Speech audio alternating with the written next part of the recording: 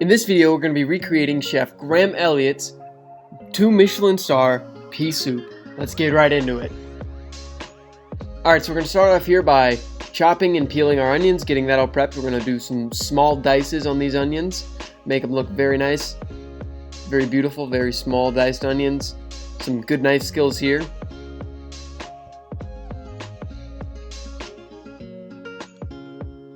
You notice that I'm in a kitchen with several other people. This is kind of the only space I have to cook right now, but it's a good space. So now we're gonna dice this garlic. You can begin by pounding on the garlic with your knife. That actually breaks the casing and will allow you to cut the garlic easier. You're gonna cut off the tip and the end and the root because they're not edible and you don't want that in there. You're gonna dice it up and slowly chop it and do the same thing with the second one.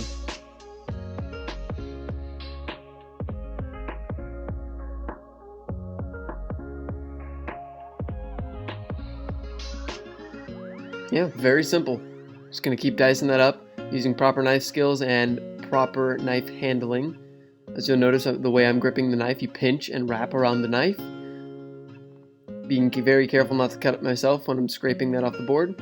Alright, so we're gonna add in our olive oil into a stock pot that has already been heated. You're gonna heat the pot before you heat the oil, and then you're gonna heat up whatever you're cooking. As you can see, olive oil is in there and it's starting to heat up. Now we're going to add the aromatics, which is going to be the lavender, some flowers, which is lavender, and we're going to add in our pink peppercorns and some salt. Now we're going to add in our onions and start to sweat those. We don't want them dark brown, we just want to sweat them in with the garlic, and it'll help pull all the flavors from the oil into that, which is exactly what we're going for. So steaming it usually takes 3 or 4 minutes. They're starting to get some good color, but we don't want a brown color. Brown color is generally good, just not for this. We want a nice golden color.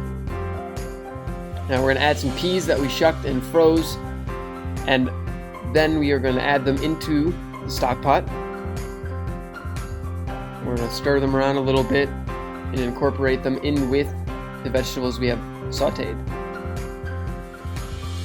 And then we're going to add some stock that has been sitting in our fridge that we use from the shucked peas.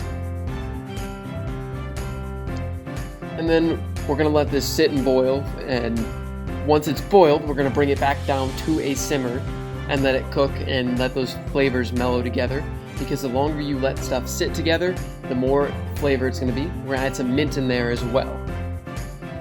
It'll bring some bright freshness to this dish, which this dish really needs, and I believe it's going to adds more flavor to it. Alright, so now after it's been cooking for about 6 or 7 minutes, simply for time, we are going to put it in a blender, and we're going to puree it. Being very careful not to burn myself here. Sometimes I'm not the best when it comes to dumping stuff. Alright. Pouring it into the blender. Looking very, very nice. Now we're going to add some heavy whipping cream, which is stupid. This stuff is so expensive these days.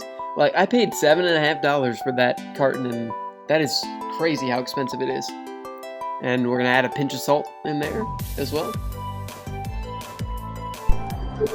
Then we're going to blend. And, I didn't know how to work the blender. This is my first time using this one, and I was having problems for some reason. Oh, that's great.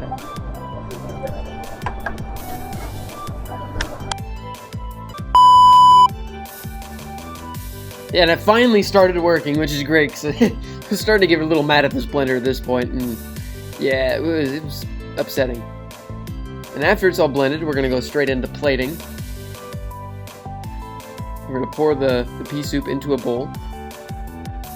And then, very good plating tip, we have also made some creme fraiche to go with this, which takes forever to make, and that's a whole other video itself. And we put some lemon in there as well to add some acidity to the dish.